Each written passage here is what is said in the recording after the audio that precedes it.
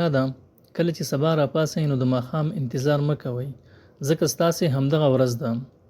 مه په تیرو سوچونو کې ډوبېږئ او مه د راتلونکي په اړه دومره اندېښمن کېږئ ځکه ستاسې ژوند نننۍ ورځ ده. که خپل ټول فکر نننۍ ورځې ته راټول کړئ نو د کلونو کار پرې کولی شئ.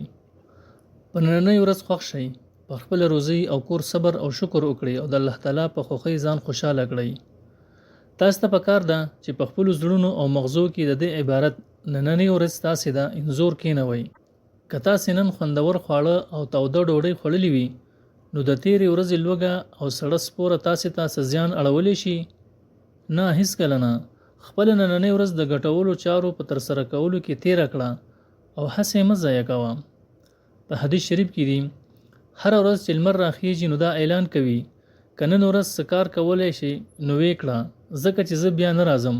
ځکه هوښیاران وایي چې د نن کار سبا ته مه پرېږده ځکه تا سره همدا نن ورځ ده او په تیرو پښیمانتیا څه ګټه نه لري او د راتلونکي په اړه د خوبونو لیدل نه دي پکار ځکه هغه هسې وهمونه او د چا په وس کې نه دي. نو که څه کول غواړې همدا نن یې وکړه. که ته د خپل ځان په اړه په ښه اراده لرې نو په دې فکر به مجبوره شي چې زما ژوند فقط همدا یوه ورځ ده.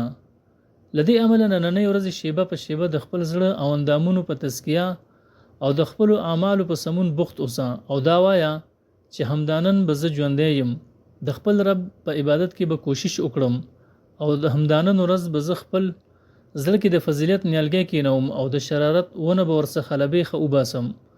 همدا نن ورځ به زه ژوندی یم، نن باید له خلکو سره ښېګڼه وکړم، د مسلمان ورور په جنازې پسې به لاړ شم، د کوم ناروغ پوښتنه به وکړم، کوم وږی به موړ کړم او له کوم بې وزله نه به دفاع وکړم، خلکشرانو به شفقت او مشرانو ته به عزت ورکړم.